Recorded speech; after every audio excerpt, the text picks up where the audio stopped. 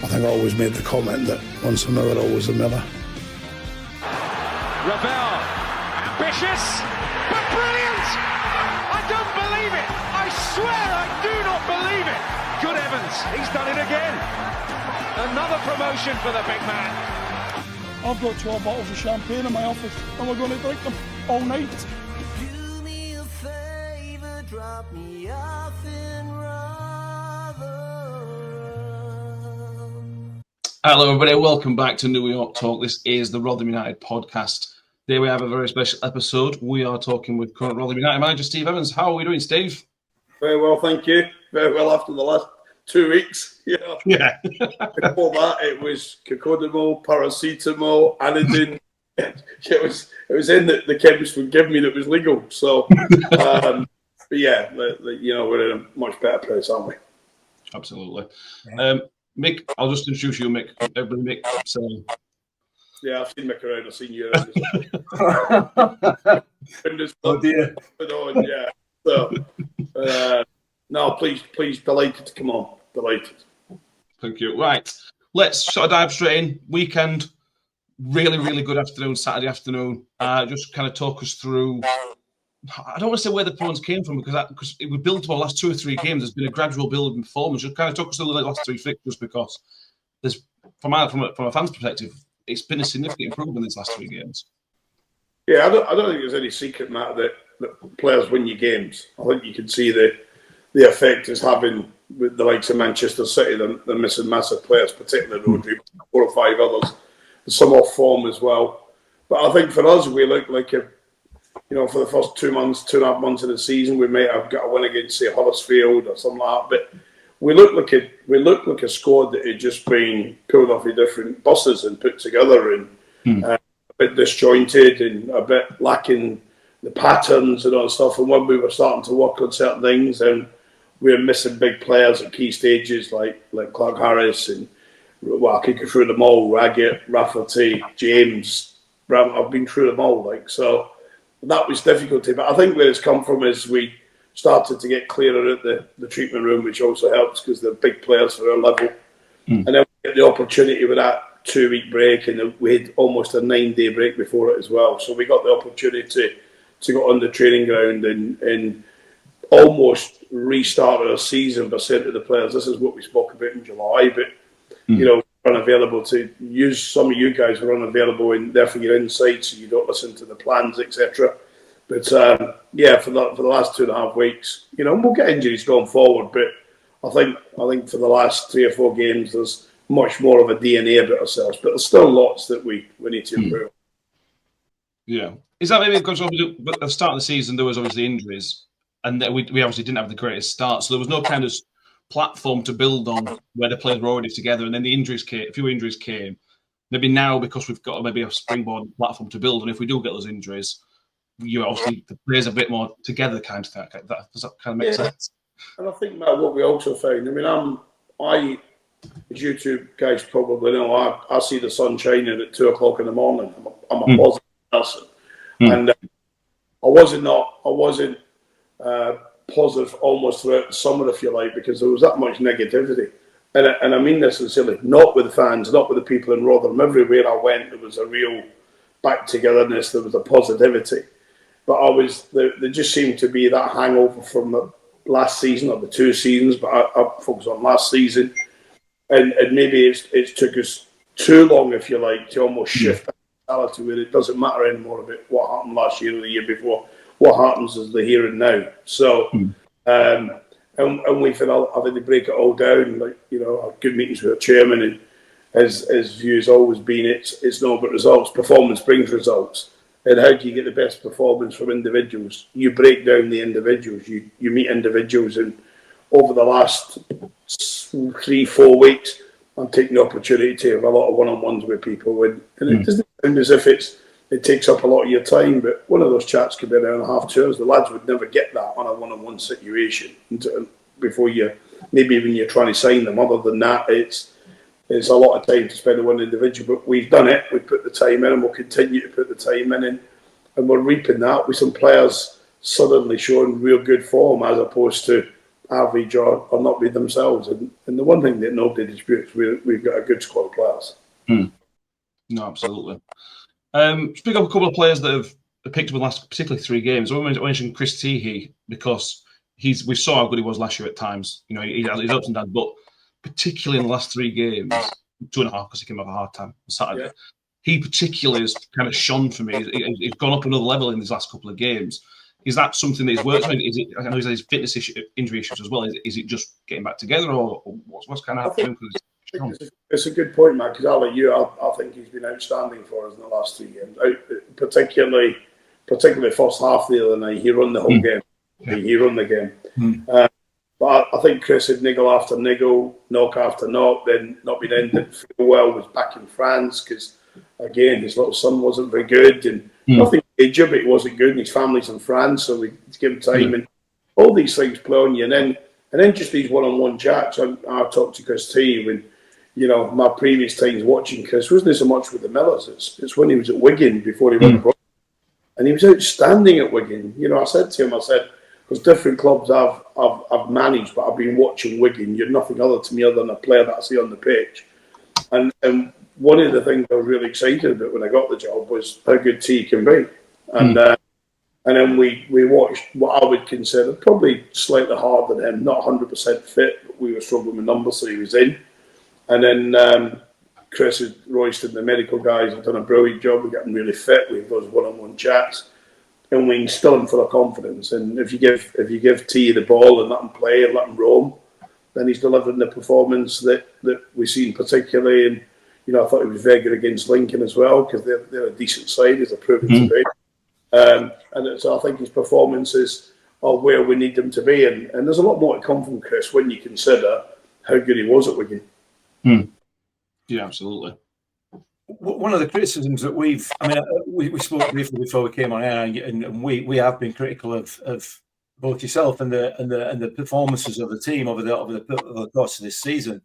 And one of the things that's been really, really striking for us is the difference in the performances over the last 2.5, 3 games to what we've seen for the rest of the season. It's a real marked difference, and you know, we broadcast twice a week, and we talk it through. We talk it through with there's comments after comment about how we performed early on in the season in terms of maybe sort of nobody could identify a style of play. It felt like, you know, tactically we weren't really there, and one of the things that was really sort of pointed out by a lot of people was the long ball type play. And that kind of missed out the likes of T, the likes of Kelly, Powell, and it left them out of the game quite a lot. These last 2 or 3 games. It's a real good point. I'll tell you what, maybe we analysed maybe 4 or 5 weeks ago when we started sitting down with the players, whether we're responsible, myself, Rains, Millsy, Pledge, the coaching staff, for putting a message across in a way that the boys don't get it.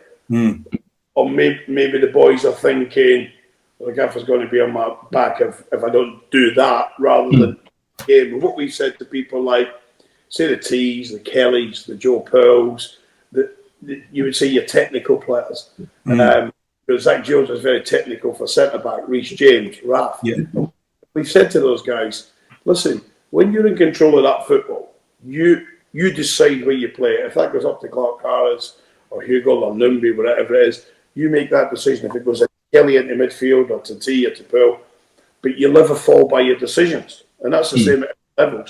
So we've probably we have in the last 4 or 5 weeks, I've been saying to the coaches that and myself, make this simple for the players, but always tell them and the difference is we never go at them if the pass is wrong. Now what we're saying is, if you've thought the pass through in milliseconds in your head and you try the pass and it doesn't execute, that's no problem. But try the pass. If you see the pass, try it. And I think perhaps maybe they took it literally and went, oh, we'll just stick it in the channel, we'll stick it in the corner, we'll try it. I 100%, if you've been given a stick, I'm not aware of it, but if you've been given a stick, if I was on what you guys were doing as a fan, I'd be giving you a stick, because the most honest person to me in the world is my brother in Glasgow.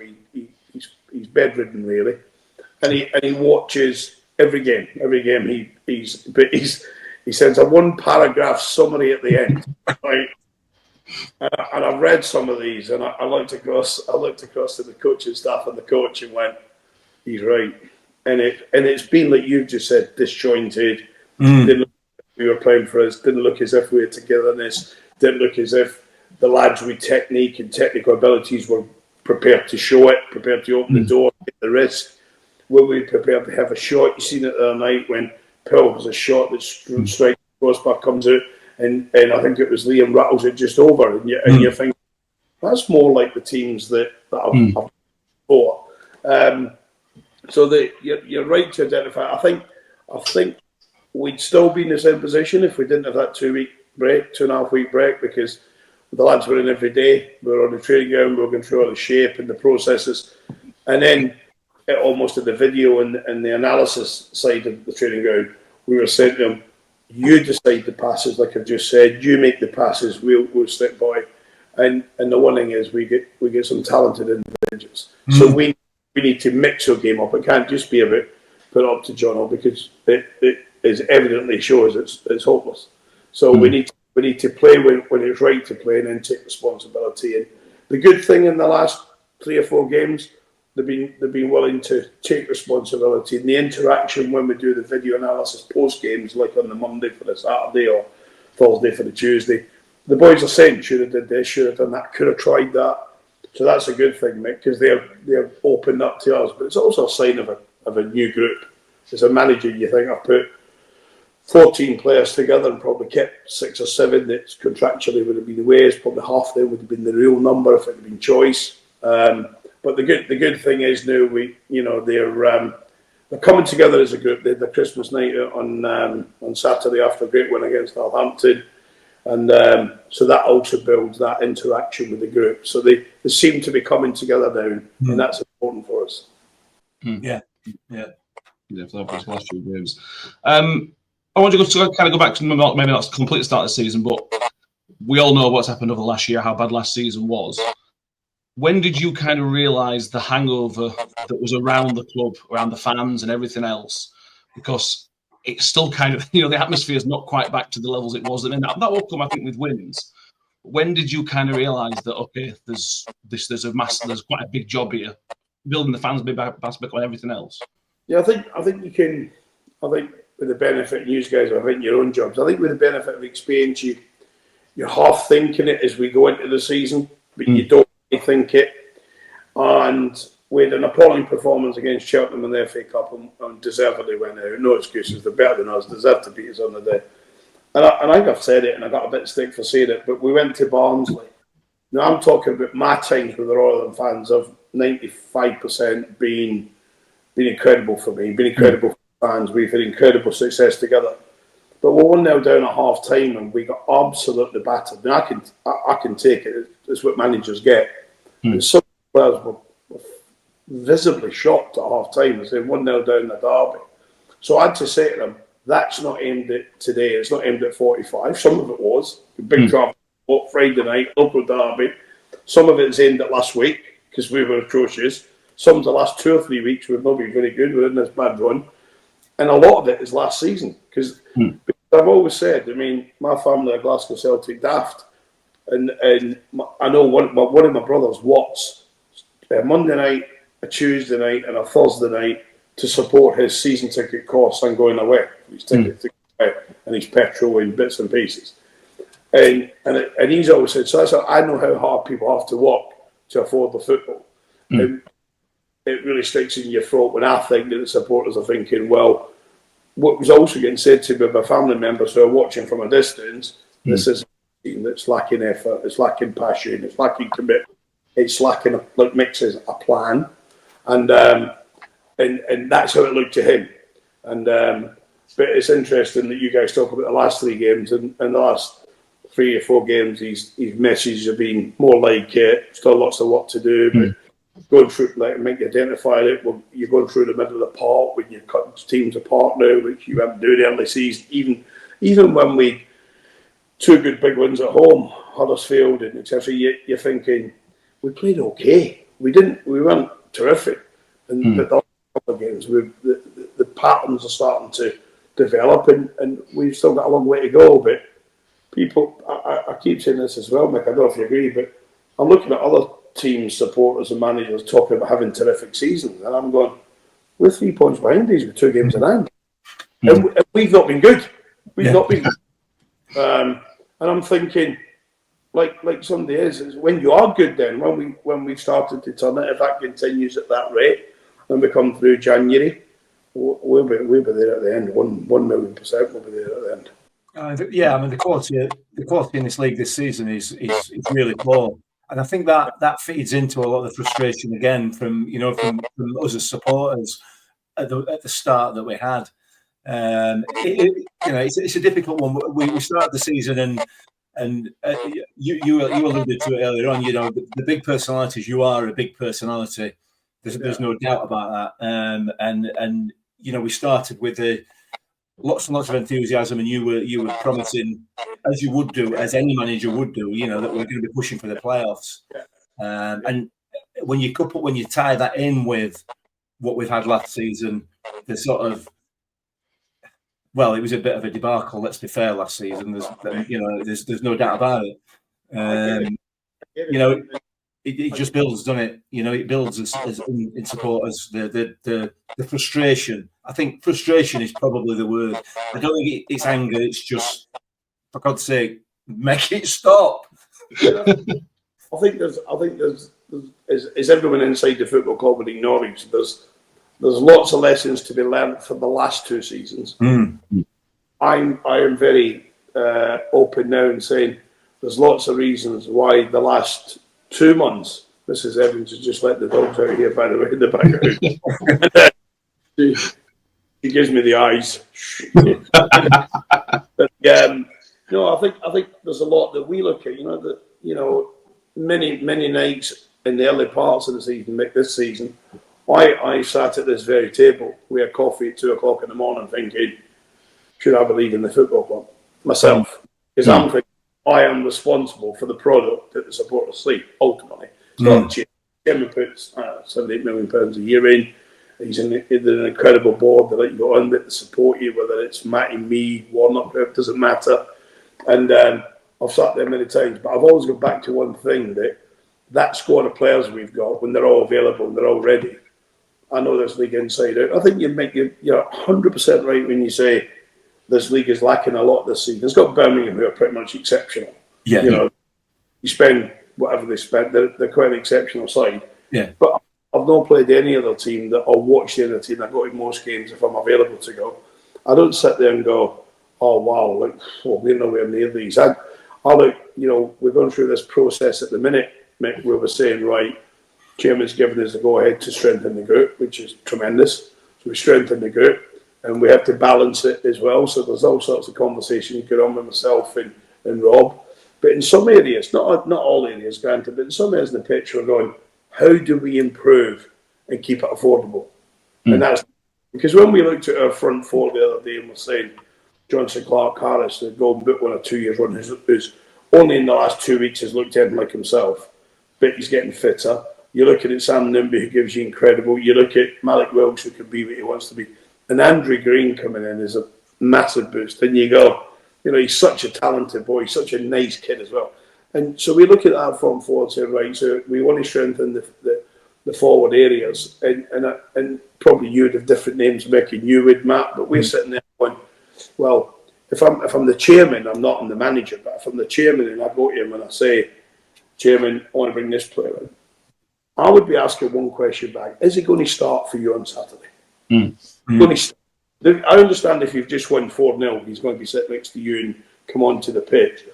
But I think our group is at the stage where if we're going to add bodies, we need to be adding to improve the group. Very much like my first time here, I can remember going to the chairman and said we should sign.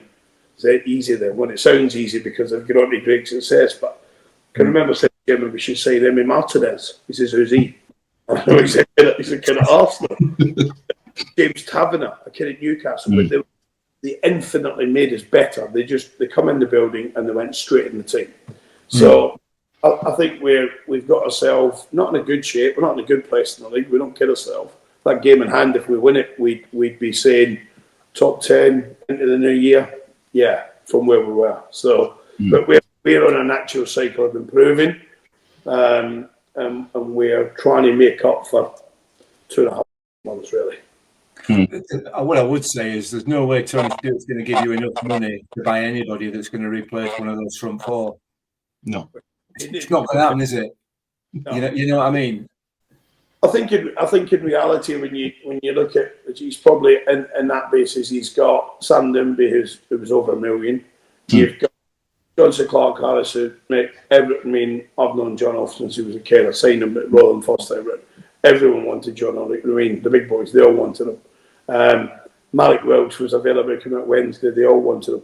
And Andrew Green, if we made available tomorrow, now he's fit, half the championship would want him. So the difficulty you've got is, and I'll welcome you guys to debate this when I'm long off this programme, is to, so even if the chairman said tomorrow, right, you got £1 million and the wages are X, who do we sign?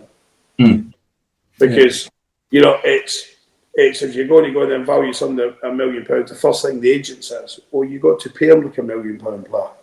All right, so like maybe up at the top earner on the football club, which we've got one guy who sits way above everyone else. So saying, well, we don't want to be going back to that level. We wanted, whereas the first time when we managed it, Mick, with us, and Rob's done a brilliant job with the rest of it all summer, brilliant job. We very much got parity in our dressing room. I mean, if you go in, if I go in and deliver parcels for a living, I want to make sure that I'm earning roughly the same money as the guy there. If he's been there 5 years and the boss knows him, he might be getting 50 pence an hour more or something. But I can live with that because of he's there and he's done it. I can't live with it if you say, Steve, you're getting £12 an hour and he's getting £24 an hour. Yeah, exactly. Yeah. And you're accountable for the same job, because it doesn't matter whether there's people get focused in, the goalkeepers get focused, particular strikers get focused, but there's no difference in the job that Joe Rafford has to do, or Rhys James, because it needs to all come together as a unit. And so, but the answer is we will try and be lively in the market, but we have to do it within the powers to be and within the financial bits of Rotherham United. Do you enjoy transfer windows? Because if I was a manager, I think I'd really enjoy them. Tell him I can't to keep records outside $1 million players. Big time. And I love it. I actually don't. Okay. I think there's fortunate bits in your career and there's unfortunate bits in your career. The unfortunate bit in my career is I have never walked into a dressing room. For example, when Warney left the football club, I think it was 9th or 10th, and probably leveled it off in the Championship. Incredible start from Warney. That would have been the time to come in. Because you're building on 12th in the Championship. Or you've got that fantastic challenge. When I come into the football club, no winning an away game in a year. They were relegated by February, and you're thinking, well, not only is the fans going to be, like you said, Mick, just total disgusted, disappointed, dejected, depressed, call it what you like. So was, you can imagine, the chairman, the board, and especially the chairman and Richard, who put the big money into it every year. They think, what's going to happen? So every time offered to come in, including Stevenage, Peterborough, whatever, when I arrived at Peterborough, there was no Ivan Toney. He'd to be found. There was no Dembele to find him. And so we're trying to make sure. We're still waiting for players to show the type of form they should be displaying. And so especially some of the ones that have been injured, like Sean McWilliams, for example. I mean, Sean was outstanding in training today, and I said to him, Sean, that's the McWilliams that I signed. This is the benchmark. This is your level. And we had a little chat, and he was talking through about how hard he found it to move away from Northampton to you and me, Mick. It's only 10 minutes, 15 minutes up the road. But to a young lad like that, moving away, no more dad to pop in and see every day or the evenings or whatever it is, moving into an apartment, had always been at home and with his girlfriend. So little things like that. But we're quickly getting in a good shape. But as for the January window, the answer is, Matt, I don't like it. I hope that we keep all the ones we want to keep, and we selectively add, which myself and Rob we're meeting every day at the minute and going through what's possibilities and what's not. I know you've got short up a minute, but if you could just give sort of Rotherham fans a Christmas message of positivity, what would the kind of message be going for for the new year? Well, if I don't get it right, I'm going to be this fella on my whatever shoulder it is, that shoulder. So next summer I won't be coming on to use to say, talking about the teams, I'll be coming on saying, I've delivered a few presents and I've got to go early. No, listen, 100% humbleness to the fans. I ultimately do a team. I've always said to the chairman, I take ultimate responsibility for the results ultimately and the performances made. I've had a relationship with Tony Stewart that goes back to the first time I met him over 10 years ago. Probably around a month ago, I had 2 or 3 very, very hard meetings, conversations, call it what you like. And he said, he quite openly said, I don't mind not sharing this. He said, if you don't win Saturday, I can live with that. But I can't live with watching the performances that I'm watching. And that's where you're coming from, Mick. Exactly that, yeah. Yeah, you know the Millers fans that if you go out and you've had a wholehearted performance and you lose 2-1, 3-1, whatever, but you've had a real go, the fans get disappointed, but they go out saying, at least they had a go. Mm-hmm. At least they played, or we missed that chance, he should have scored. And we've not been there. And we went there 4 or 5 weeks ago, and I'd be the first to acknowledge it. So those difficult conversations made it absolutely clear when we knew the transfer period window, the international window break was coming up. Then we got the opportunity because we said to the players, this is a huge opportunity for all of us. Because they're hurting. Players hot is probably not as bad as managers hot, but they're hot. They don't want to be getting barracked off the supporters. They want to be getting applauded off and applaud them back. And the group knows that we're probably at 40% where we need to be if we're going to get involved in the shake-up. But we've gone from 5% to 40% very quickly. But we need other bits. But Mick's right to also identify, and the supporters will agree with Mick, is that we just keep control of the ball. We've got the ball at times, so keep it. Don't give it away cheaply. If you get away cheaply, you'll get punished. But my message is, I hope everyone who's around today is around Christmas and around into 2025. I am a huge family man, as everyone knows, as you guys are. I thank everyone for the support. Even if you shouted at me, then hopefully, it's obviously been shouting at me. I shouted a few times, I'm not going to lie. And if I heard you, Mick, I'm going to lie. I'm going to say I didn't hear that. It's over the piece. The fans have been fantastic. You were there Saturday, you guys. We have a great start with John O after 2.5 minutes, whatever it is. But there was a nice positive feeling about Saturday. I think that's because of the 2 games. And I fancied this anyway. But when we scored early, the players were saying afterwards, Mick, in the dressing room, the ones that joined us, wow. But I said, you ain't seen nothing yet. You ain't seen this bit rocking. I says, but you need to give them the reason to stay at rocking. I says, for 2 years they've been rocking, but they're going to sleep it. And so my message is, try and support us through the Christmas period. Let's get into January. Let's sharpen and focus the squad a little bit. We'll have half the season to go, and teams will beat us, but no one should want to play us. And if they play us and they beat us, they should know they've earned it, guys. And every season, teams didn't have to be anywhere near other than average to beat us. So we want those days to be gone for sure. Absolutely. Thank you very much, Steve. Hopefully we'll do this again later on this season. Hopefully catch up again. I've really enjoyed this. Thank you very much. I'm going to finish on this one, Mick. My wee wisdom, when I told my staff it today and they were scratching their head. A man said to me, knowledge versus wisdom. So, I don't know. I don't know the answer to this. He says, well, knowledge. He says, knowledge, nothing to do with football. He said, knowledge is knowing that a tomato is a fruit. But wisdom says, you don't put it in a fruit salad, do you?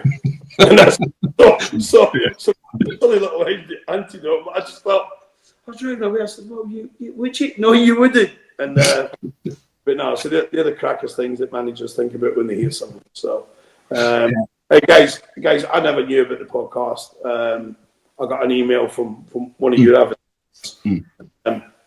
And obviously, young Tony, who does our media, says, show me a couple of flashes of that. You went, you're not getting on, are you? You're not getting on. He went, I think it'd be great. He says, but they'll kill you. They'll kill you. The thing is, you know, we could sit here and say, oh, listen, you did that wrong, or we think you did that, or whatever. Ultimately, we all want the same thing. We're all working towards the same thing. And when we don't, when it doesn't happen, we all get frustrated one way or another. As you do. I mean, we've all seen you, so you know you're not going to hide it. You're getting frustrated on touchline and everything else. And it's been sad nights. My wife has come down and stood like a couple of times in the middle of the night and sat and cried with me. But it's what you kind of do then make us feel sorry for yourself. What you do is go back to every couple of hours, get up, have a shower, and go right. Chairman's got a lot of saying. Get in the trenches. Don't get down. Get in the trenches and fight. And because, you know, we've got a special football club. We've got a special brand. We've got a fantastic home. And we've got a fantastic... The people at Rotherham have been nothing other than incredible to me from years ago to now. You know, I've gone in Morrison's for the sake of a petrol station, but I've gone in Morrison's a couple of times recently. Lads are getting out of vans and that, and they're going, are we turning up this week? You turning up? I'm on the way to see the chairman. I hope I've got a job and I'll leave his house. And, No, we appreciate you coming on, so thank you very much. Yeah, we'll do it again, and there's lots more to cover. I hope we got a good run to come on. And If we lose the next 2 or 3 games, we need you back on because I know I've set myself up now. Yeah. But guys, seriously, thank you, Matt. Thank you. I look forward to watching the show for that. I can watch the criticisms. I can listen to the criticisms. Sometimes, mate. So every manager knows. Sometimes I finish on a wee story. I took the chairman Tony Stewart. The first time I was here, I took him up to meet Sir Alex Ferguson just before he officially retired. And we had a day with Sir Alex, and we were walking round. He's showing us around Carrington with real pride. You can imagine. It's got theatre rooms, as in operation rooms. It's got scanners. It's incredible. But we're walking around, and then we walk across the pitches. One of the ground staff comes, start buying a little tractor thing. He stops. Hi, boss. How are you, Sir Alex? So, did you go on Sunday? I said, yes. Who was the best 3 players? He said to the ground, what would your team be away on Saturday? So the boy said, well, I'd play him and I'd do him. Interesting. So we walked on, I said to Alex, you always ask people. He says, all the people that go to the games, I'll ask. He said, 99% of the time, I might not agree. 95% I might not agree. But they might just say something and you go, I've been thinking that. I've been thinking, but I've not brought it to the front of my mind, Mick, to implement it. And so I have no problem listening to criticisms. I said to my brothers the worst of them all. So if I can take it off him, Mick's no, you've not listened to me. That's what Mick's like. Yeah. Listen, mate, I've got a list. Yeah. I'll send it through. I've got to say, Mick's got a list, Matt, but he says, can you stay on until next Thursday? And we'll yeah. Okay. I think I always made the comment that once a miller, always a miller. Ravel, ambitious, but brilliant! I don't believe it! I swear I do not believe it! Good heavens, he's done it again! Another promotion for the big man. I've got 12 bottles of champagne in my office and we're going to drink them all night. Do me a favor, drop me off in